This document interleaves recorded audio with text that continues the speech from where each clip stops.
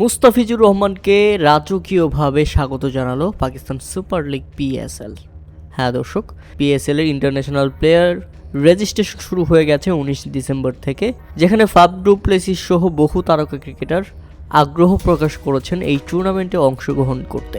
কিন্তু Pakistan super league officially তাদের social মিডিয়ায় প্রথম যে ক্রিকেটারের রেজিস্ট্রেশনের আপডেট দিয়েছে, আর সেই ক্রিকেটারের নাম হচ্ছে বাংলাদেশের মুস্তাফিজুর রহমান।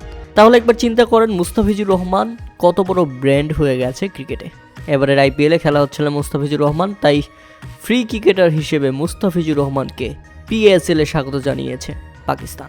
প্রিয় দর্শক, আশা করছি মুস্তাফিজুর রহমান এবার পিএসএলে খেলবেন এবং বাংলাদেশের নাম উঁচিয়ে ধরবেন পিএসএলের মাটিতে।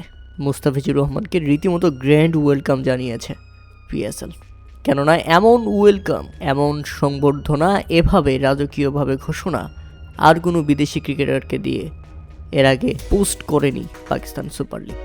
ইতিমধ্যে জানা গেছে 3-4টা ফ্র্যাঞ্চাইজি মুস্তাফিজুর রহমানকে সরাসরি দলে ফেরাতে আলোচনা করছে। এছাড়া মুস্তাফিজুর রহমানকে খেলোয়াড়দের সর্বোচ্চ ক্যাটাগরিতে অর্থাৎ মার্কি সাইনিং হিসেবে দলে ফেরাতে দলগুলো বিশেষ আগ্রহ দেখাচ্ছে। ইতিমধ্যে মুস্তাফিজুর রহমানের ব্র্যান্ড ভ্যালু সর্বোচ্চ এবং পিএসএলে তাকে নিয়ে সেটাই চূড়ান্ত করেছে পিসিবি।